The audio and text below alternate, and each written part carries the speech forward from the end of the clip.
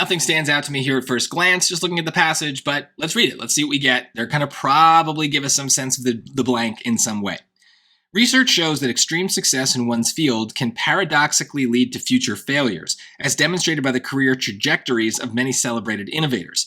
The very recognition that validates their methods often causes these pioneers to become blank, adhering rigidly to past strategies, even as new challenges demand fresh approaches.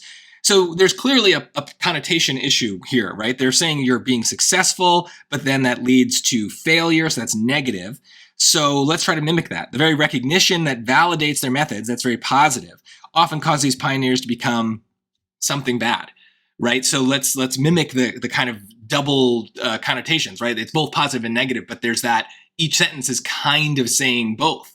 So if we just do that, then innovative is positive. Complacent, you might not know, but hopefully you've been called complacent at some point by your teacher. Well, not hopefully as in like you don't want to be complacent, but that's kind of my point, right? Is at some point every teenager has been called complacent because they're not doing the work they're supposed to do. So it's an insult. You probably don't know the meaning of the word, but you probably know it's not good to be called complacent. So hopefully you can kind of use that vague sense of the meaning to at least think of it as negative. Now, distinct just means different, so that just means neutral. Conscientious kind of means you're aware, and specifically you're conscientious, you're kind of thinking of other people, and maybe empathetic is a good word for that. So this is a more positive word, but I understand there are some that you might not know here. There's some trickier words. But just based on the connotation, it seems like complacent would be right. Let's kind of think about it. The very recognition that validates their methods often causes these pioneers to become complacent, adhering rigidly to past strategies, even as new challenges demand fresh approaches.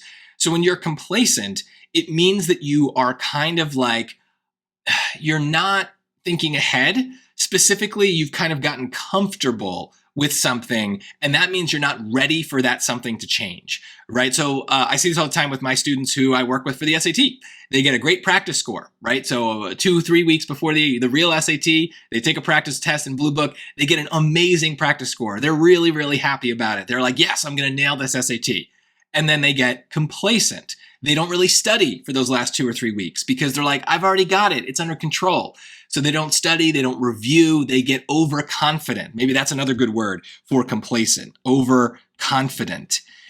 And the reason that's bad is that they're not prepared. They are overconfident in their abilities, and then they take the real tests and they haven't reviewed, and so then they do badly. This is very common actually in SAT prep, but it's a good word to know just in general, not just for SATs, but for life. Don't be complacent, right? If you work hard at something and you achieve your goal, but you still got a little bit of ways to go, don't give up yet. Don't stop fighting. Don't stop improving. Don't stop working. Keep working until you actually get to the end point of the goal. That's the problem that these successful people often have, is they get success, they're happy, and then they get complacent, and then they're surprised when they fail.